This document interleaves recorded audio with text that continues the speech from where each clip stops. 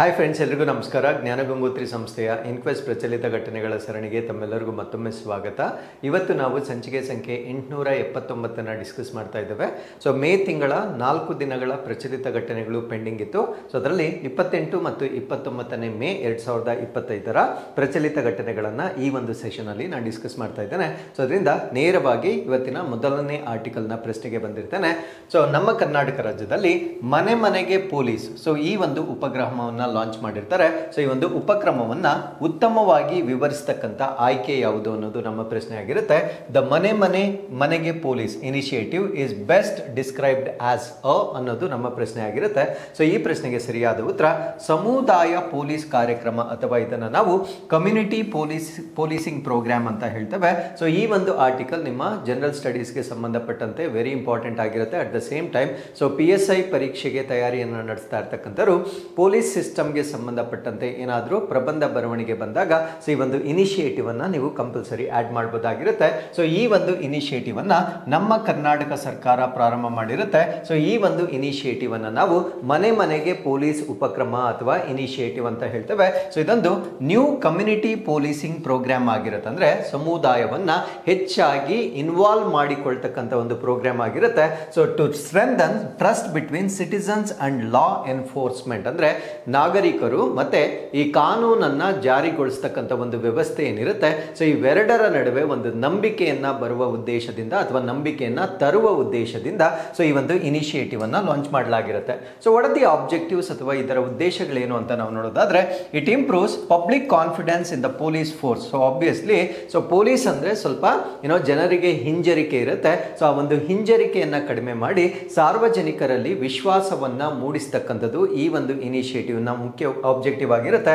ಅದ್ರ ಜೊತೆಗೆ to encourage direct engagement between beat officers and residents, ಅಂದ್ರೆ ಗಸ್ತು ತಿರುಗ್ತಕ್ಕಂಥ ಪೊಲೀಸ್ ಅಧಿಕಾರಿಗಳು ಮತ್ತೆ ಆ ಒಂದು ಪ್ರದೇಶದಲ್ಲಿರ್ತಕ್ಕಂಥ ನಿವಾಸಿಗಳೇನಿರ್ತಾರೆ ಸೊ ಇವರ ನಡುವೆ ಇರ್ತಕ್ಕಂಥ ಒಂದು ಸಂಬಂಧವನ್ನ ಅಥವಾ ನೇರ ಸಂಪರ್ಕವನ್ನ ಪ್ರೋತ್ಸಾಹ ಮಾಡ್ತಕ್ಕಂಥದ್ದು ಸೊ ಇದರ ಎರಡನೇ ಆಬ್ಜೆಕ್ಟಿವ್ ಆಗಿರುತ್ತೆ. ಸೊ ಮೂರನೇದು to address local concerns and minor disputes amicably, ಅಂದ್ರೆ ಸ್ಥಳೀಯವಾಗಿ ಇರ್ತಕ್ಕಂಥ ಕೆಲವೊಂದು ಕಳಕಳಿಗಳೇನಿರುತ್ತೆ ಸೊ ಅದನ್ನ ಅಲ್ಲೇ ಬಗೆಹರಿಸತಕ್ಕಂಥ ಪ್ರಯತ್ನಗಳನ್ನ ಈ ಒಂದು ಉಪಕ್ರಮದ ಅಡಿಯಲ್ಲಿ ಮಾಡಲಾಗುತ್ತೆ.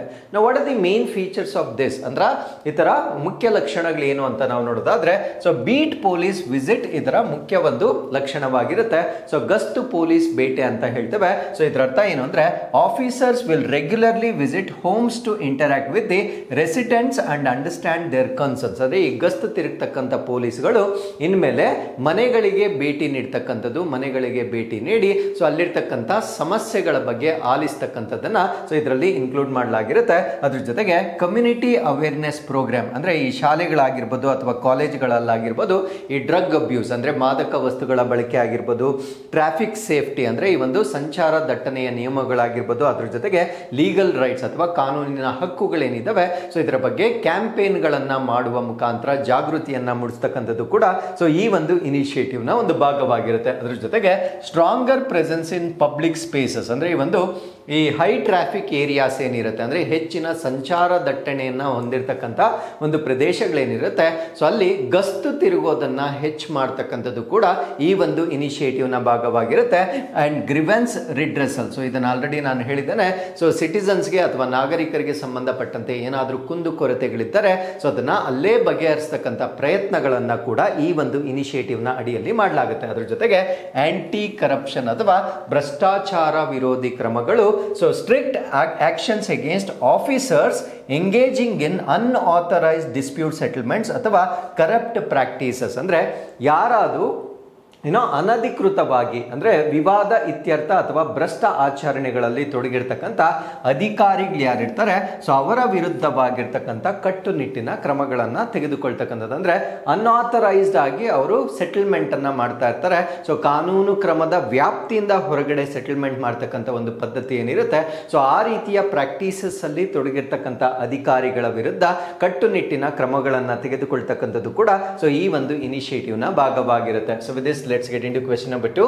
ಕರ್ನಾಟಕದ ಅರಣ್ಯ ಇಲಾಖೆ ಮತ್ತು ವನ್ಯಜೀವಿ ಸಂರಕ್ಷಣಾ ಕಾರ್ಯಕ್ರಮದ ರಾಯಭಾರಿಯಾಗಿ ಯಾರನ್ನು ನೇಮಿಸಲಾಗಿದೆ? Who has been appointed as the brand ambassador for the Karnataka forest department and wildlife conservation program. So ಈ ಪ್ರಶ್ನೆಗೆ ಸರಿಯಾದ ಉತ್ತರ ಅನಿಲ್ ಕುಂಬ್ಳೆ ರವರನ್ನ ಈಗ ರಾಯಭಾರಿಯನ್ನಾಗಿ ಆಯ್ಕೆ ಮಾಡಿಕೊಡ್ಲಾಗಿರುತ್ತೆ. ಸೊ ಏನು ಇವರ ರೆಸ್ಪಾನ್ಸಿಬಿಲಿಟೀಸ್ ಅನ್ನೋದನ್ನ ಈ ಒಂದು ಆರ್ಟಿಕಲ್ ಅಲ್ಲಿ ನಾವು ಡಿಸ್ಕಸ್ ಮಾಡೋಣ.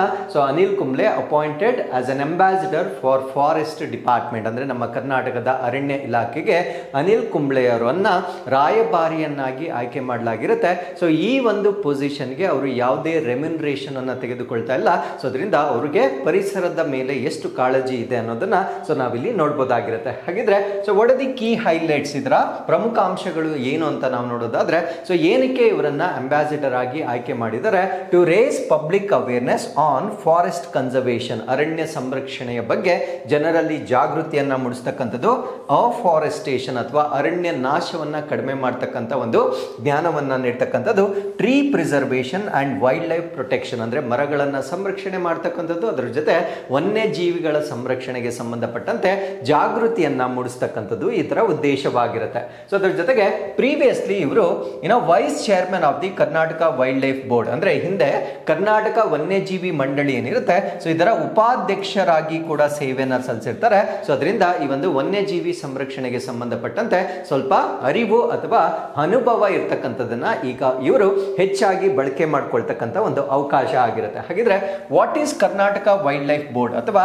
ಕರ್ನಾಟಕ ವನ್ಯಜೀವಿ ಮಂಡಳಿಯ ಬಗ್ಗೆ ನಾವು ಹೆಚ್ಚಿನ ಮಾಹಿತಿಯನ್ನ ತಿಳ್ಕೊಳ್ಳೋದಾದ್ರೆ, ಇದೊಂದು ಸ್ಟೇಟ್ ಲೆವೆಲ್ ಅಡ್ವೈಸರಿ ಬಾಡಿ ಆಗಿರುತ್ತೆ. ಅಂದ್ರೆ ರಾಜ್ಯ ಮಟ್ಟದಲ್ಲಿರ್ತಕ್ಕಂಥ ಒಂದು ಅಡ್ವೈಸರಿ ಅಂದ್ರೆ ಶಿಫಾರಸುಗಳನ್ನ ನೀಡಬಹುದಾಗಿರ್ತಕ್ಕಂಥ ಒಂದು ಅಂಗವಾಗಿರುತ್ತೆ.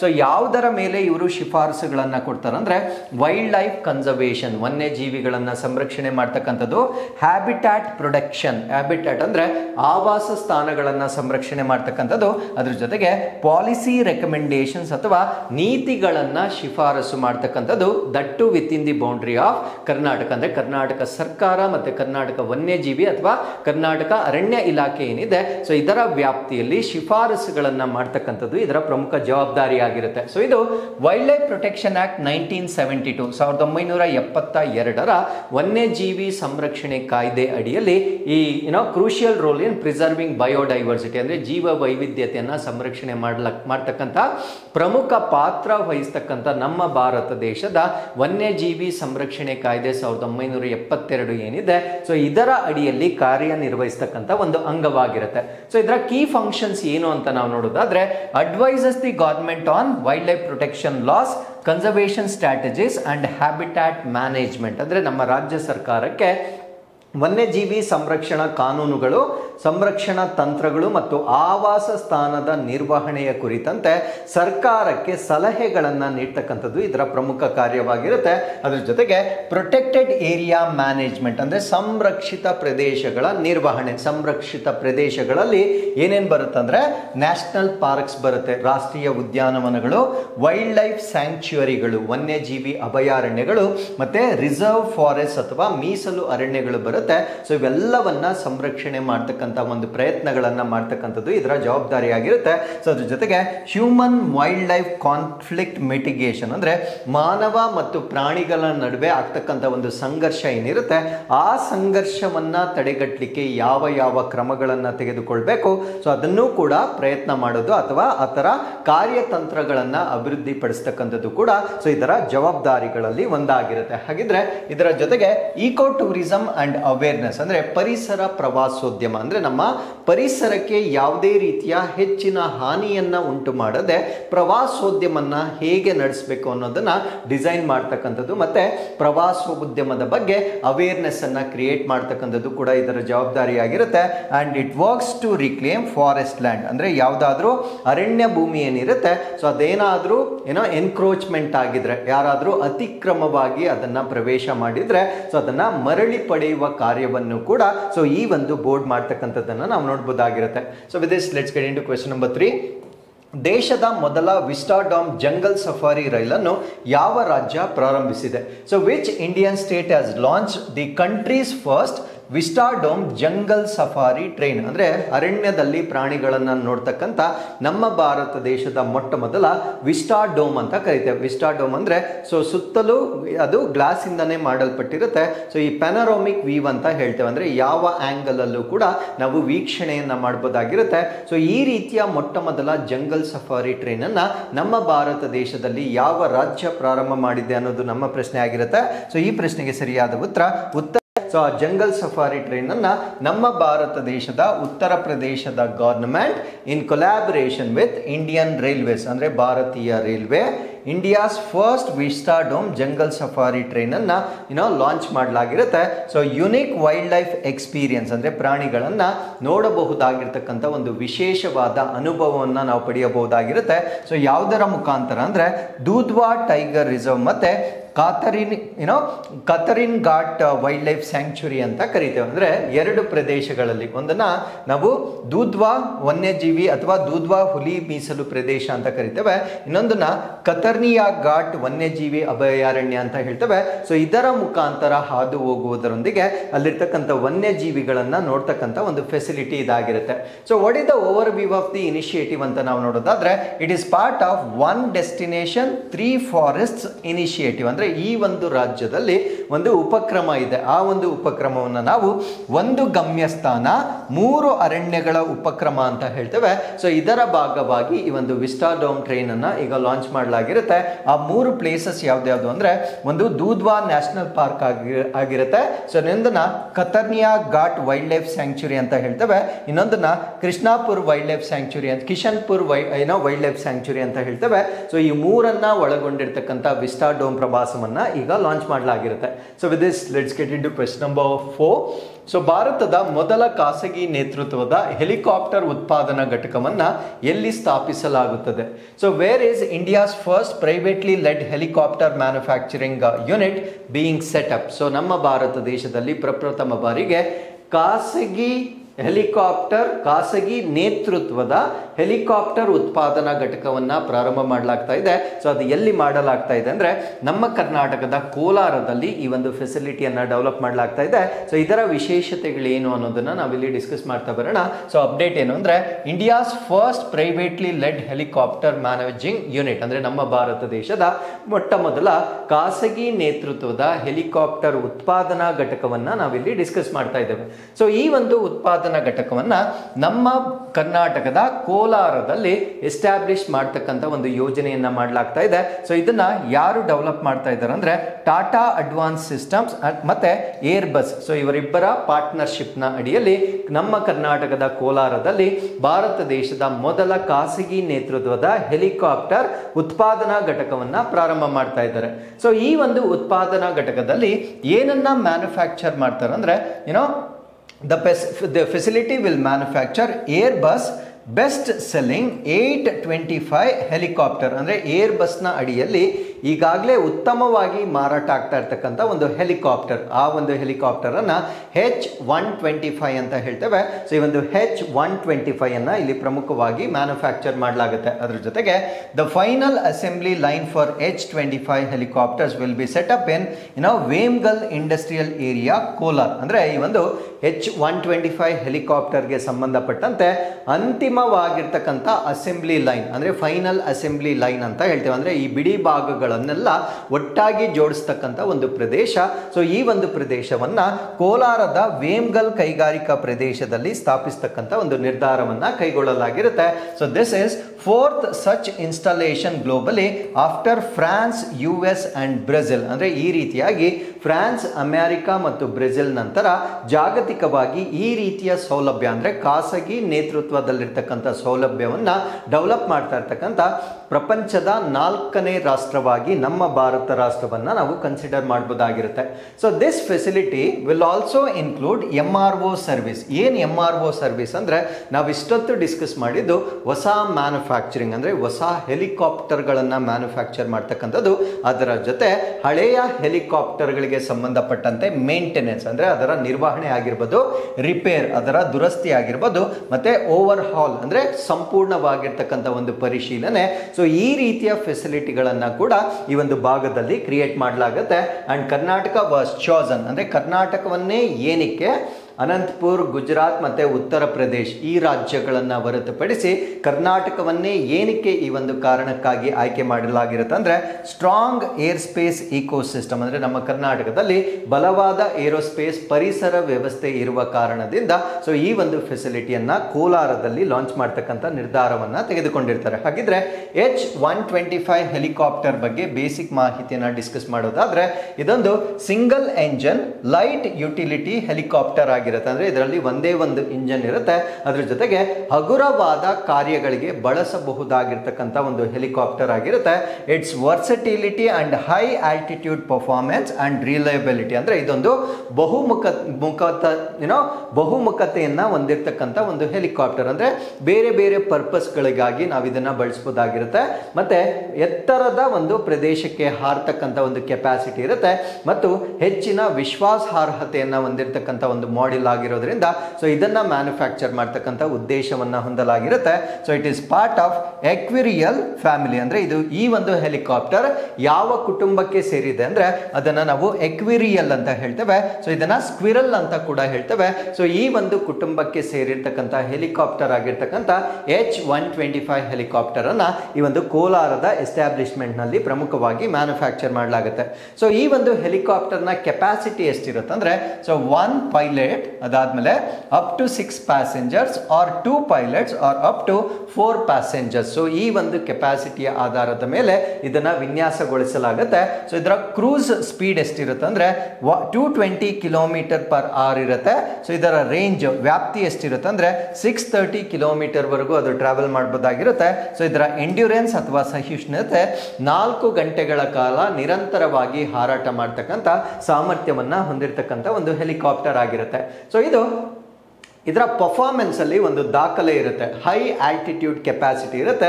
So world record for highest altitude landing on Mount Everest ಅಂದ್ರೆ ಮೌಂಟ್ ಎವರೆಸ್ಟ್ ನಮಗೆ ಗೊತ್ತು 8848 ಮೀಟರ್ ಎತ್ತರವಿರ್ತಕ್ಕಂಥ ಇಷ್ಟು ಎತ್ತರವಾದ ಶಿಖರವನ್ನ ಲ್ಯಾಂಡ್ ಮಾಡಿರ್ತಕ್ಕಂಥ ಒಂದು ವಿಶ್ವ ದಾಖಲೆಯನ್ನ ಹೊಂದಿರತಕ್ಕಂಥ ಮಾಡೆಲ್ ಆಗಿ ಕೂಡ ನಾವು H-125 ಹೆಲಿಕಾಪ್ಟರ್ ಅನ್ನ ನೋಡಬಹುದಾಗಿರುತ್ತೆ. So with this let's get into question number 5. Madhubani ಕಲೆಯನ್ನು ಈ ಕೆಳಗಿನಗಳಿಂದಲೂ ಕರೆಯುತ್ತಾರೆ ಅಥವಾ ಮಧುಬನಿ ಕಲೆಯ ಇನ್ನೊಂದು ಹೆಸರೇನು? Madhubani art is also known as. So ಇದಕ್ಕೆ ನಾವೇನಂತ ಕರಿತೀವಿ ಅಂದ್ರೆ ಮಿಥಿಲಾ ಚಿತ್ರಕಲೆ ಅಥವಾ ಮಿಥಿಲಾ ಪೇಂಟಿಂಗ್ ಅಂತ ಕರಿತೇವೆ. ಸೊ ಮಿಥಿಲಾ ಪೇಂಟಿಂಗ್ ಸುದ್ದಿಯಲ್ಲಿರ್ಲಿಕ್ಕೆ ಕಾರಣವೇನು ಅಂದ್ರೆ ಪ್ರೆಸಿಡೆಂಟ್ ಮುರ್ಮು ಅಪ್ರಿಶಿಯೇಟ್ಸ್ ಮಧುಬನಿ ಮತ್ತೆ ಗೋಂಡ್ ಆರ್ಟ್ ಅಂದ್ರೆ ಒಂದು ಇವೆಂಟ್ ನಡೆದಿರುತ್ತೆ. ಆ ಒಂದು ಇವೆಂಟ್ ನಲ್ಲಿ ಈ ಮಧುಬನಿ ಮತ್ತೆ ಗೋಂಡ್ ಆರ್ಟ್ ಅನ್ನ ಡಿಸ್ಪ್ಲೇ ಮಾಡಲಾಗಿರುತ್ತೆ.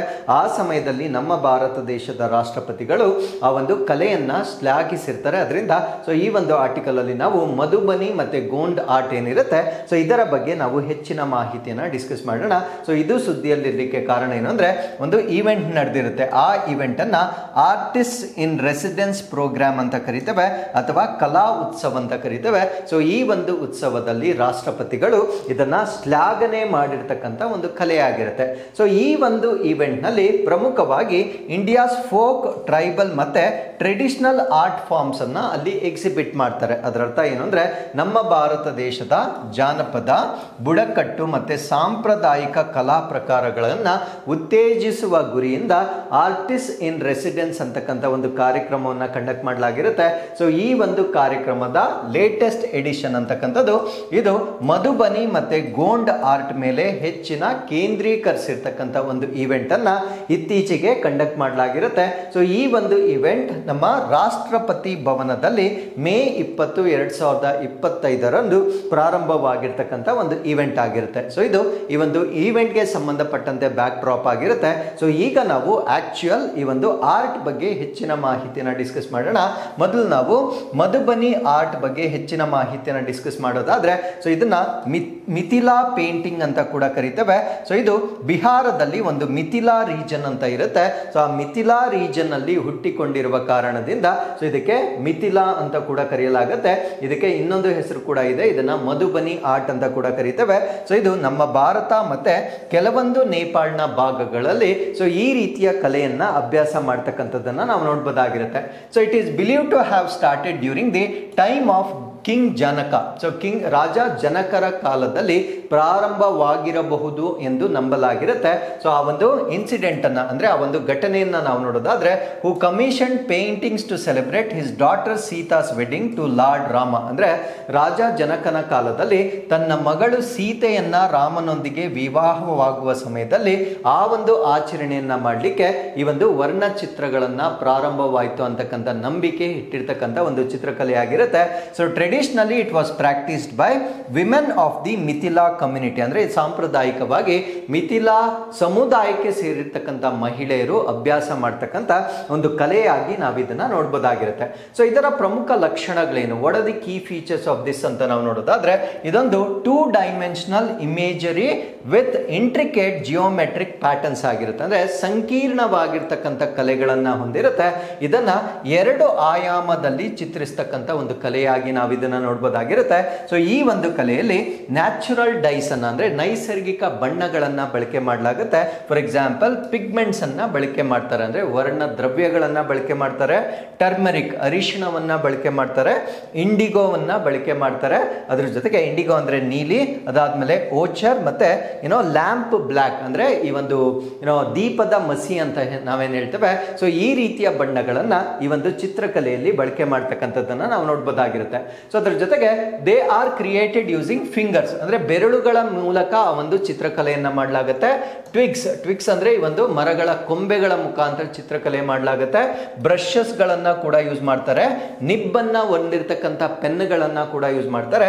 ಅದಾದ್ಮೇಲೆ ಮ್ಯಾಚ್ ಸ್ಟಿಕ್ಸ್ ಅಥವಾ ಬೆಂಕಿ ಕಡ್ಡಿಗಳಿಂದ ಸೊ ಈ ಒಂದು ಚಿತ್ರಕಲೆಗಳನ್ನ ಮಾಡ್ತಕ್ಕಂಥದ್ದು ಒಂದು ಪದ್ಧತಿಯಾಗಿರುತ್ತೆ. ಸೊ ಇವರು ಮಾಡ್ತಕ್ಕಂಥ ಒಂದು ಚಿತ್ರಕಲೆ ಯಾವ ಥೀಮ್ ನ ಆಧಾರದ ಮೇಲೆ ಇರುತ್ತೆ ಅಂದ್ರೆ ಮೈಥಾಲಜಿ ಮೇಲೆ ಇರುತ್ತೆ. ಮೈಥಾಲಜಿ ಅಂದ್ರೆ ನಮ್ಮ ಪುರಾಣಗಳಿಗೆ ಸಂಬಂಧಪಟ್ಟಂತೆ, ನೇಚರ್ ನಮ್ಮ ಪ್ರಕೃತಿಗೆ ಸಂಬಂಧಪಟ್ಟಂತೆ, ಫೆಸ್ಟಿವಲ್ಸ್ ಹಬ್ಬಗಳು ಮತ್ತೆ ಸೋಷಿಯಲ್ ಇವೆಂಟ್ಸ್ ಅಥವಾ ಸಾಮಾಜಿಕ ಒಂದು ಇವೆಂಟ್ಸ್ ಏನಿರುತ್ತೆ ಸೊ ಇವುಗಳ ಥೀಮ್ ನ ಆಧಾರದ ಮೇಲೆ ಪೇಂಟಿಂಗ್ ಗಳನ್ನ ಮಾಡಲಾಗುತ್ತೆ.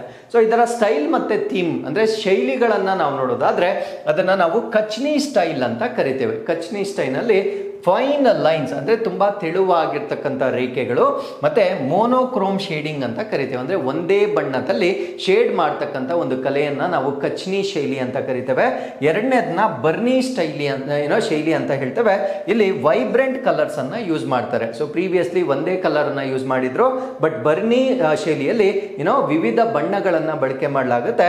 ಡಿಪಿಕ್ಟಿಂಗ್ ಗಾಡ್ಸ್ ಅಂಡ್ ಗಾಡೆಸಸ್ ಅಂದ್ರೆ ದೇವರು ಮತ್ತು ದೇವತೆಗಳನ್ನ ಚಿತ್ರಣ ಮಾಡ್ತಕ್ಕಂಥ ಒಂದು ವ್ಯವಸ್ಥೆ ಇದಾಗಿರುತ್ತೆ. ಸೊ ಮೂರನೇದನ್ನ ನಾವು ತಾಂತ್ರಿಕ್ ಸ್ಟೈಲ್ ಅಂತ ಹೇಳ್ತೇವೆ. ಇಲ್ಲಿ ರಿಲಿಜಿಯಸ್ ಮತ್ತೆ ಸ್ಪಿರಿಚುವಲ್ ಸಿಂಬಲಿಸಮ್ ಅಂದ್ರೆ ಧಾರ್ಮಿಕ ಮತ್ತು ಆಧ್ಯಾತ್ಮಿಕ ಸಂಕೇತಗಳ ಮೇಲೆ ಇಲ್ಲಿ ಕೇಂದ್ರೀಕರಿಸಲಾಗುತ್ತೆ. ಅದಾದ್ಮೇಲೆ ಗೋಡ್ನಾ ಸ್ಟೈಲ್ ಅಂತ ಕರಿತೇವೆ. ಸೊ ಇಲ್ಲಿ ಟ್ಯಾಟೂ ಪ್ಯಾಟರ್ನ್ ಅನ್ನ ಫಾಲೋ ಮಾಡಲಾಗುತ್ತೆ. ಇನ್ನೊಂದು ಕೊಹಬರ್ ಸ್ಟೈಲ್ ಅಂತ ಕರಿತೇವೆ. ಸೊ ಇದು ಮ್ಯಾರೇಜ್ ರಿಚುವಲ್ಸ್ ಅಂದ್ರೆ ಮದುವೆಯ ಸಂಭ್ರಮಗಳ ಸಮಯದಲ್ಲಿ ಮಾಡ್ತಕ್ಕಂಥ ಅಥವಾ ಬಳಕೆ ಮಾಡ್ತಕ್ಕಂಥ ಒಂದು ಶೈಲಿ ಆಗಿರುತ್ತೆ. ಸೊ ಇದರ ಕಲ್ಚರಲ್ ಮತ್ತೆ ರಿಚುವಲ್ ಸಿಗ್ನಿಫಿಕೆನ್ಸ್ ಏನು ಅಂತ ನಾವು ನೋಡೋದಾದ್ರೆ, it is use during weddings ಅಂದ್ರೆ ಮದುವೆಯ ಸಮಯದಲ್ಲಿ ಇದನ್ನ ಹೆಚ್ಚಾಗಿ ಬಳಕೆ ಮಾಡ್ತಾರೆ. ಫೆಸ್ಟಿವಲ್ಸ್, ದುರ್ಗಾ ಪೂಜಾ, ಕಾಳಿ ಪೂಜಾ ಮತ್ತೆ ರಿಲಿಜಿಯಸ್ ಸೆರೆಮನಿಗಳ ಸಮಯದಲ್ಲಿ ಸೊ ಈ ರೀತಿಯ ಒಂದು ಕಲೆಯನ್ನ ಹೆಚ್ಚಾಗಿ ಪ್ರಾಕ್ಟೀಸ್ ಮಾಡ್ತಕ್ಕಂಥದ್ದನ್ನ ನಾವು ನೋಡ್ಬೋದಾಗಿರುತ್ತೆ. ಸೊ ಟ್ರೆಡಿಷನಲಿ ಅಂದ್ರೆ ಸಾಂಪ್ರದಾಯಿಕವಾಗಿ ಈ ರೀತಿಯ ಕಲೆಗಳನ್ನ ಮಡ್ ವಾಲ್ಸ್ ಅಂದ್ರೆ ಮಣ್ಣಿನ ಗೋಡೆಗಳು ಮತ್ತು ನೆಲಗಳ ಮೇಲೆ ಪೇಂಟ್ ಮಾಡ್ತಾ ಇರ್ತಕ್ಕಂಥದ್ದನ್ನ ನಾವು ನೋಡ್ಬೋದಾಗಿರುತ್ತೆ. ಬಟ್ ಈಗ ಕ್ಲೋತ್ಸ್ ಅಂದ್ರೆ ಬಟ್ಟೆಗಳ ಮೇಲೆ ಹ್ಯಾಂಡ್ ಮೇಡ್ ಪೇಪರ್ ಅಂದ್ರೆ ಕೈಯಿಂದ ಮಾಡಿರ್ತಕ್ಕಂಥ ಕಾಗದ ಮತ್ತೆ ಕ್ಯಾನ್ವಾಸ್ ನ ಮೇಲೆ ಚಿತ್ರಿಸ್ತಕ್ಕಂಥದ್ದನ್ನ ನಾವು ನೋಡ್ಬೋದಾಗಿರುತ್ತೆ. ಸೊ ಈ ಒಂದು ಕಲೆಗೆ ಜಿಯೋಗ್ರಾಫಿಕಲ್ ಇಂಡಿಕೇಶನ್ ಅಥವಾ GI ಟ್ಯಾಗ್ ಅನ್ನ ಕೂಡ ಕೊಟ್ಟಿರ್ತಕ್ಕಂಥದ್ದನ್ನ ನಾವು ಗಮನಿಸಬಹುದಾಗಿರುತ್ತೆ. ಸೊ ನೆಕ್ಸ್ಟ್ ಬರುತ್ತೆ ಗೋಂಡ್ ಆರ್ಟ್ ಅಂತ ಕರಿತೇವೆ. ಸೊ ಗೋಂಡ್ ಆರ್ಟ್ ಅಂತಕ್ಕಂಥದ್ದು it is originated from the go and tribe ಅಂದ್ರೆ ಒಂದು ಬುಡಕಟ್ಟು ಜನಾಂಗ. ಆ ಬುಡಕಟ್ಟು ಜನಾಂಗವನ್ನ ನಾವು ಗೋಂಡ್ ಬುಡಕಟ್ಟು ಜನಾಂಗ ಅಂತ ಕರಿತೇವೆ.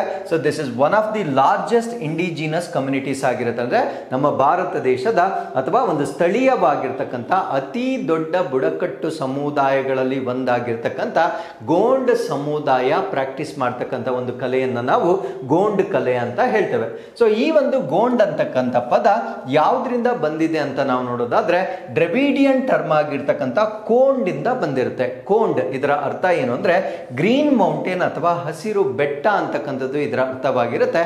ಸೊ ಆ ಒಂದು ಕಾರಣದಿಂದ ಇದು ಕೋಂಡ್ ಅನ್ನೋ ಪದದಿಂದ ಗೋಂಡ್ ಅಂತಕ್ಕಂಥ ಪದ ಅದು ಒರಿಜಿನೇಟ್ ಆಗಿರ್ತಕ್ಕಂಥದ್ದನ್ನ ನೀವು ಗಮನಿಸಬಹುದಾಗಿರುತ್ತೆ. The art form dates back to 1400 years. ಅಂದ್ರೆ ಈ ಒಂದು ಕಲೆ ಏನಿರುತ್ತೆ ಇದು 1400 ವರ್ಷಗಳಷ್ಟು ಹಳೆಯದಾಗಿರ್ತಕ್ಕಂಥ ಒಂದು ಕಲೆ ಆಗಿರುತ್ತೆ. ಸೊ ಇದು ಮೀಸೋಲಿಥಿಕ್ ಕೇವ್ ಪೇಂಟಿಂಗ್ಸ್ ಅಲ್ಲಿ ದೊರೆತಿರುತ್ತೆ. ಅಂದ್ರೆ ಮಧ್ಯಶಿಲಾಯುಗದ ಗುಹಾ ವರ್ಣಚಿತ್ರಗಳಲ್ಲಿ ಕಂಡು ಬಂದಿರತಕ್ಕಂಥ ಒಂದು ಕಲೆಯಾಗಿ ನಾವು ಇದನ್ನ ನೋಡಬಹುದಾಗಿರುತ್ತೆ. ಸೊ ಇದರ ಪ್ರಮುಖ ಲಕ್ಷಣಗಳೇನು ಅಂತ ನಾವು ನೋಡೋದಾದ್ರೆ ಸೊ ಇಲ್ಲೂ ಕೂಡ ಇಂಟ್ರಿಕೇಟ್ ಡಾಟ್ಸ್ ಮತ್ತೆ ಲೈನ್ಸ್ ಅನ್ನ ಬಳಸ್ತಾರೆ. ಅಂದ್ರೆ ಸಂಕೀರ್ಣವಾಗಿರ್ತಕ್ಕಂಥ ಚುಕ್ಕೆಗಳು ಮತ್ತು ಗೆರೆಗಳನ್ನ ಬಳಸಿಕೊಂಡು ಮಾಡ್ತಕ್ಕಂಥ ಒಂದು ಚಿತ್ರಕಲೆಯಾಗಿರುತ್ತೆ. ಸೊ ಇಲ್ಲಿ ನೇಚರ್ ಪ್ರಕೃತಿ, ಮೈಥಾಲಜಿ ಪುರಾಣ, ಫೋಕ್ಲೋರ್ ಅಂದ್ರೆ ಜಾನಪದ ಮತ್ತೆ ಡೈಲಿ ಲೈಫ್ ದಿನನಿತ್ಯದ ಜೀವನಕ್ಕೆ ಸಂಬಂಧಪಟ್ಟಂತೆ ಚಿತ್ರಕಲೆಗಳನ್ನ ಮಾಡ್ತಕ್ಕಂಥ ಒಂದು ವ್ಯವಸ್ಥೆ ಆಗಿರುತ್ತೆ. So they are usually painted on mud walls ಅಂದ್ರೆ ಮಣ್ಣಿನ ಗೋಡೆಗಳು ಮತ್ತೆ ನೆಲದ ಮೇಲೆ. ಸೊ ಈಗ ಇದನ್ನ ಕ್ಯಾನ್ವಾಸ್, ಪೇಪರ್ ಮತ್ತೆ ಟೆಕ್ಸ್ಟೈಲ್, ಕ್ಯಾನ್ವಾಸ್ ಮೇಲೆ, ಕಾಗದದ ಮೇಲೆ, ಇವನ್ ಬಟ್ಟೆಗಳ ಮೇಲೆ ಕೂಡ ಈ ಒಂದು ಪೇಂಟಿಂಗ್ ಅನ್ನ ಸೊ ಈಗ ಪ್ರಾಕ್ಟೀಸ್ ಮಾಡ್ತಾ ಇರ್ತಕ್ಕಂಥದ್ದು ಬಳಕೆಯಲ್ಲಿರುತ್ತೆ. ಸೊ ಆರ್ಟಿಸ್ಟ್ಗಳು ಆರ್ಗ್ಯಾನಿಕ್ ಕಲರ್ಸ್ ಅನ್ನ ಯೂಸ್ ಮಾಡ್ತಾರೆ. ಅಂದ್ರೆ ಸಾವಯವ ಬಣ್ಣಗಳನ್ನ ಬಳಕೆ ಮಾಡ್ತಾರೆ. ಇಲ್ಲಿ ಚಾರ್ಕೋಲ್ ಅಂದ್ರೆ ಇದ್ದಿಲನ್ನ ಬಳಕೆ ಮಾಡ್ತಾರೆ. ಸಾಯಿಲ್ ಮಣ್ಣಲ್ಲಿರ್ತಕ್ಕಂಥ ಫೆರಿಕ್ ಆಕ್ಸೈಡ್ ಆ ಕೆಂಪು ಮಣ್ಣನ್ನ ಕೆಂಪು ಬಣ್ಣಕ್ಕೆ ಯೂಸ್ ಮಾಡ್ತಾರೆ. ಪ್ಲಾಂಟ್ ಎಕ್ಸ್ಟ್ರಾಕ್ಟ್ಸ್ ಅಂದ್ರೆ ಸಸ್ಯದಲ್ಲಿ ತೆಗೆದುಕೊಂಡಿರ್ತಕ್ಕಂಥ ಕೆಲವೊಂದು ಸಾರಗಳನ್ನ ಬಳಕೆ ಮಾಡ್ಕೊಳ್ತಾರೆ. ಇವನ್ ಕೌಡಂಗ್ ಸಗಣಿಯನ್ನ ಕೂಡ ಸೊ ಈ ಒಂದು ಚಿತ್ರಕಲೆಯಲ್ಲಿ ಬಳಕೆ ಮಾಡ್ತಕ್ಕಂಥದ್ದು ಒಂದು ಪ್ರಾಕ್ಟೀಸ್ ಆಗಿರುತ್ತೆ. ಸೊ ಇದರ ಥೀಮ್ಸ್ ಮತ್ತೆ ಸಿಂಬಲ್ಸ್ ಅಂದ್ರೆ ಯಾವ ಥೀಮ್ ನ ಮೇಲೆ ಮತ್ತೆ ಯಾವ ಸಾಂಕೇತಿಕವಾಗಿ ಇವರು ಪೇಂಟಿಂಗ್ ಅನ್ನ ಮಾಡ್ತಾರೆ ಅಂದ್ರೆ ಟ್ರೀಸ್ ಮರಗಳ ಒಂದು ಥೀಮ್ ಅನ್ನ ತಗೊಳ್ತಾರೆ. ಆನಿಮಲ್ಸ್, ರಿವರ್ಸ್ ನದಿಗಳು, ಸೆಲೆಸ್ಟಿಯಲ್ ಬಾಡೀಸ್ ಅಂದ್ರೆ ಆಕಾಶ ಕಾಯಗಳ ಥೀಮ್ ನ ಆಧಾರದ ಮೇಲೆ ಸೊ ಪೇಂಟಿಂಗ್ ಮಾಡ್ತಕ್ಕಂಥದ್ದು ಒಂದು ಪದ್ಧತಿ ಆಗಿರುತ್ತೆ. ಸೊ ಇದರ ಮೈಥಾಲಜಿಕಲ್ ನರೇಟಿವ್ಸ್ ಅಂದ್ರೆ ಸ್ಟೋರೀಸ್ ಆಫ್ ಗಾಡ್ಸ್ ದೇವರ ಕಥೆಗಳು, ಅದಾದ್ಮೇಲೆ ಸ್ಪಿರಿಟ್ಸ್ ಆತ್ಮಗಳು, ಮತ್ತೆ ಈ ಟ್ರೈಬಲ್ ಲೆಜೆಂಡ್ಸ್ ಅಂದ್ರೆ ಬುಡಕಟ್ಟು ದಂತಕಥೆಗಳೇನಿರ್ತವೆ ಸೊ ಇವುಗಳ ಆಧಾರದ ಮೇಲೆ ನಿರೂಪಣೆಯ ಪೇಂಟಿಂಗ್ ಅನ್ನು ಕೂಡ ಸೊ ಈ ಒಂದು ಗೋಂಡ್ ಕಲೆಯ ಮುಖಾಂತರ ಮಾಡಲಾಗುತ್ತೆ. So with this let's get into question number 6. ಭಾರತೀಯ ಪತ್ರಿಕಾ ಮಂಡಳಿ ಯಾವ ರೀತಿಯ ಸಂಸ್ಥೆಯಾಗಿದೆ? The press council of India is what type of body? ಈ ಪ್ರಶ್ನೆಗೆ ಸರಿಯಾದ ಉತ್ತರ ಇದೊಂದು ಶಾಸನಬದ್ಧ ಅರೆ ನ್ಯಾಯಾಂಗ ವ್ಯವಸ್ಥೆ. ಇದನ್ನು ನಾವು statutory and quasi judicial body ಅಂತ ಹೇಳ್ತೇವೆ. ಸೊ ಈ ಒಂದು ಬಾಡಿ ಈಗ ಸುದ್ದಿಯಲ್ಲಿರ್ಲಿಕ್ಕೆ ಕಾರಣ ಏನು ಅಂದ್ರೆ Om Birla nominates 3 Lok Sabha members to press council. So ಈ ಒಂದು ಪ್ರೆಸ್ ಕೌನ್ಸಿಲ್ಗೆ ಈಗ ನಮ್ಮ ಸ್ಪೀಕರ್ ಓಂ ಬಿರ್ಲಾ ರವರು 3 ಜನ ಲೋಕಸಭೆ ಸದಸ್ಯರನ್ನ ನಾಮನಿರ್ದೇಶನ ಮಾಡಿರ್ತಕ್ಕಂಥದ್ದನ್ನ ನಾವು ನೋಡಬಹುದಾಗಿರುತ್ತೆ. ಸೊ ಈ ಒಂದು ಬಾಡಿಯ ಬಗ್ಗೆ ನಾವು ತಿಳ್ಕೊಳ್ಳೋಣ. ನಾಮನಿರ್ದೇಶದ ಉದ್ದೇಶ ಏನು, ಈ ಕೌನ್ಸಿಲ್ ಅಲ್ಲಿ ಯಾರ್ಯಾರು ಇರ್ತಾರೆ, ಅದರ ಫಂಕ್ಷನ್ಸ್ ಏನು, ಎಲ್ಲವನ್ನ ನಾವಿಲ್ಲಿ ಸಂಪೂರ್ಣವಾಗಿ ಡಿಸ್ಕಸ್ ಮಾಡೋಣ. ಇವರು ನಾಮನಿರ್ದೇಶನ ಮಾಡಿರ್ತಕ್ಕಂಥ 3 ಜನ ಯಾರು ಅಂದ್ರೆ ಒಬ್ರು ಸಂಬಿತ್ ಪಾತ್ರ ಬಿಜೆಪಿ, ನರೇಶ್ ಮಾಕ್ಸ್ವೆ ಇವರು ಶಿವಸೇನಾ, ಮತ್ತೆ ಕಾಲಿ ಚರಣ್ ಮುಂಡಾ ಇವರು ಕಾಂಗ್ರೆಸ್ಗೆ ಸಂಬಂಧಪಟ್ಟಿರ್ತಕ್ಕಂಥ ವ್ಯಕ್ತಿ ಆಗಿರ್ತಾರೆ. ಸೊ 3 ಜನರನ್ನ ಈಗ ನಾಮನಿರ್ದೇಶನ ಮಾಡಲಾಗಿರುತ್ತೆ. ಸೊ ಈ ಪ್ರೆಸ್ ಕೌನ್ಸಿಲ್ ಆಫ್ ಇಂಡಿಯಾ ಅಂದ್ರೆ ಭಾರತೀಯ ಪತ್ರಿಕಾ ಮಂಡಳಿ ಏನಿರುತ್ತೆ ಸೊ ಇದೊಂದು ಸ್ಟ್ಯಾಟ್ಯುಟರಿ ಶಾಸನಬದ್ಧವಾಗಿರ್ತಕ್ಕಂಥ ಕ್ವಾಸಿ ಜುಡಿಷಿಯಲ್ ಬಾಡಿ ಅಂದ್ರೆ ಅರೆ ನ್ಯಾಯಾಂಗ ವ್ಯವಸ್ಥೆ ಆಗಿರುತ್ತೆ ಅಥವಾ ಸಂಸ್ಥೆ ಆಗಿರುತ್ತೆ. It regulates print media in India ಅಂದ್ರೆ ನಮ್ಮ ಭಾರತ ದೇಶದಲ್ಲಿ ಮುದ್ರಣಾ ಮಾಧ್ಯಮವನ್ನ ನಿಯಂತ್ರಣ ಮಾಡ್ತಕ್ಕಂಥ ಶಾಸನಬದ್ಧ ಅರೆ ನ್ಯಾಯಾಂಗ ಸಂಸ್ಥೆಯಾಗಿ ನಾವು ಇದನ್ನ ನೋಡಬಹುದಾಗಿರುತ್ತೆ. ಸೊ ಇದನ್ನ ರೀಎಸ್ಟಾಬ್ಲಿಷ್ ಮಾಡಿರ್ತಕ್ಕಂಥದ್ದು 1975 ಅಂಡರ್ ಪ್ರೆಸ್ ಕೌನ್ಸಿಲ್ ಆಕ್ಟ್ 1978 ಅಂದ್ರೆ 1979ರಲ್ಲಿ ಪತ್ರಿಕಾ ಮಂಡಳಿ ಕಾಯ್ದೆ 1978ರ ಅಡಿಯಲ್ಲಿ ಇದನ್ನ ಪುನಃ ಸ್ಥಾಪನೆ ಮಾಡಲಾಗಿರುತ್ತೆ. ಸೊ ಇದರಲ್ಲಿ 2 ಆಬ್ಜೆಕ್ಟಿವ್ಸ್ ಇರುತ್ತೆ, 2 ಉದ್ದೇಶಗಳಿರುತ್ತೆ. ಮೊದಲನೇ ಆಬ್ಜೆಕ್ಟಿವ್ ಏನು ಅಂದ್ರೆ ಪ್ರಿಸರ್ವಿಂಗ್ ಪ್ರೆಸ್ ಫ್ರೀಡಮ್ ಅಂದ್ರೆ ಪತ್ರಿಕಾ ಸ್ವಾತಂತ್ರ್ಯವನ್ನ ಕಾಪಾಡ್ತಕ್ಕಂಥದ್ದು. ಎರಡನೇದು maintaining and improving journalistic standards ಅಂದ್ರೆ ಪತ್ರಿಕೋದ್ಯಮದ ಮಾನದಂಡಗಳನ್ನ ಕಾಪಾಡಿಕೊಳ್ಳುವುದು ಮತ್ತು ಸುಧಾರಿಸುವುದು. ಸೊ ಇವೆರಡೂ ಕೂಡ ಇತ್ತೀಚಿನ ಒಂದು ಡೆವಲಪ್ಮೆಂಟ್ಸ್ ಅನ್ನ ನೋಡಿದ್ರೆ so we have almost fail to achieve these two objectives ಅಂತಾನೆ ಅನ್ಸುತ್ತೆ. ಬಿಕಾಸ್ ಫ್ರೀಡಮ್ ಇಂಡೆಕ್ಸ್ ಅಲ್ಲಿ ನಮ್ಮ ಭಾರತ ದೇಶದ ಸೂಚ್ಯಂಕ ಬಹಳ ಕಡಿಮೆ ಆಗಿರುತ್ತೆ. ಸೊ ಆಪರೇಷನ್ ಸಿಂಧೂರ ಸಮಯದಲ್ಲಿ ನಾವು ನೋಡಿರ್ತೇವೆ ಸೊ ಎಷ್ಟು ಫಾಲ್ಸ್ ಇನ್ಫಾರ್ಮೇಶನ್ ಅನ್ನ ನಮ್ಮ ಮಾಧ್ಯಮಗಳು ಸ್ಪ್ರೆಡ್ ಮಾಡಿರುತ್ತೆ ಅನ್ನೋದನ್ನ ನೀವು ನೋಡಿರ್ಬೋದು. ಸೊ ಹಾಗಿದ್ರೆ what are the key features, PCI ನ ಪ್ರಮುಖ ಲಕ್ಷಣಗಳೇನು ಅಂತ ನಾವು ನೋಡೋದಾದ್ರೆ ನೋಡಿ, ಇದರಲ್ಲಿ 28 ಮೆಂಬರ್ಸ್ ಇರ್ತಾರೆ ಪ್ಲಸ್ ಒಬ್ರು ಚೇರ್ಮನ್ ಇರ್ತಾರೆ, 28 ಸದಸ್ಯರು ಮತ್ತೆ ಇವರಿಗೆಲ್ಲ ಒಬ್ಬ ಅಧ್ಯಕ್ಷರು ಇರ್ತಾರೆ. ಸೊ ಅಧ್ಯಕ್ಷರು ಯಾರಾಗಿರ್ತಾರೆ ಅಂದ್ರೆ ರಿಟೈರ್ಡ್ ಸುಪ್ರೀಂ ಕೋರ್ಟ್ ಜಡ್ಜ್ ಆಗಿರ್ತಾರೆ, ಅಂದ್ರೆ ನಿವೃತ್ತ ಸುಪ್ರೀಂ ಕೋರ್ಟ್ ನ ನ್ಯಾಯಾಧೀಶರು. ಸೊ ಇದಕ್ಕೆ ಅಧ್ಯಕ್ಷರನ್ನಾಗಿ ನೇಮಕ ಮಾಡ್ತಕ್ಕಂಥದ್ದನ್ನು ಒಂದು ಪದ್ಧತಿ ಆಗಿರುತ್ತೆ. ಸೊ ಕಂಪ್ಲೇಂಟ್ ಮೆಕ್ಯಾನಿಸಮ್ ಅಂದ್ರೆ ದೂರು ನೀಡ್ತಕ್ಕಂಥದ್ದು ಹೇಗೆ, ಈ ಒಂದು ಬಾಡಿಗೆ ದೂರನ್ನ ಹೇಗೆ ನೀಡ್ತಕ್ಕಂಥದ್ದು, it can investigate complaints against media organisations and journalist for ethical violations. ಅಂದ್ರೆ ಈ ನೈತಿಕತೆಯ ಉಲ್ಲಂಘನೆ ಏನಾದರೂ ಆಗಿದ್ರೆ ಸೊ ಇವರು ಆ ಮಾಧ್ಯಮ ಸಂಸ್ಥೆಗಳು ಅಥವಾ ನೇರವಾಗಿ ಆ ಪತ್ರಕರ್ತರ ವಿರುದ್ಧ ಅವರು ದೂರುಗಳನ್ನ ತನಿಖೆ ಮಾಡ್ತಕ್ಕಂಥ ಒಂದು ಅಧಿಕಾರವನ್ನ ಇದಕ್ಕೆ ನೀಡಲಾಗಿರುತ್ತೆ. ಸೊ ಅದ್ರ ಜೊತೆಗೆ it can give warning and it can not impose penalties, ಅಂದ್ರೆ ಅವರಿಗೆ ಎಚ್ಚರಿಕೆಯನ್ನ ಮಾತ್ರ ಕೊಡಬಹುದಾಗಿರುತ್ತೆ. ಸೊ ಯಾವುದೇ ರೀತಿಯ ದಂಡಗಳನ್ನ ವಿಧಿಸ್ತಕ್ಕಂಥ ಒಂದು ಅಧಿಕಾರವನ್ನ ಇದಕ್ಕೆ ನೀಡಲಾಗಿರೋದಿಲ್ಲ. ಸೊ ಈಗ who can nominate the members? I told you there are 28 members. ಇವರನ್ನ ನಾಮನಿರ್ದೇಶನ ಮಾಡ್ತಕ್ಕಂಥದ್ದು ಯಾರು ಅಥವಾ ಅವರ ಆಯ್ಕೆ ಹೇಗೆ ನಡೆಯುತ್ತೆ ಅಂತ ನಾವಿಲ್ಲಿ ನೋಡೋದಾದ್ರೆ, so members of this council are nominated by various authorities to ensure diverse representations. ಅಂದ್ರೆ ಬೇರೆ ಬೇರೆ ಇಲಾಖೆಗಳಿಂದ ಅಥವಾ ಬೇರೆ ಬೇರೆ ಪ್ರಾತಿನಿಧ್ಯಗಳನ್ನು ನೀಡಬಹುದಾಗಿರ್ತಕ್ಕಂಥ ವಿವಿಧ ಅಧಿಕಾರಿಗಳು ನಾಮನಿರ್ದೇಶನ ಮಾಡ್ತಕ್ಕಂಥ ಒಂದು ವ್ಯವಸ್ಥೆಯನ್ನ ನಾವು ಇದರಲ್ಲಿ ನೋಡಬಹುದಾಗಿರುತ್ತೆ.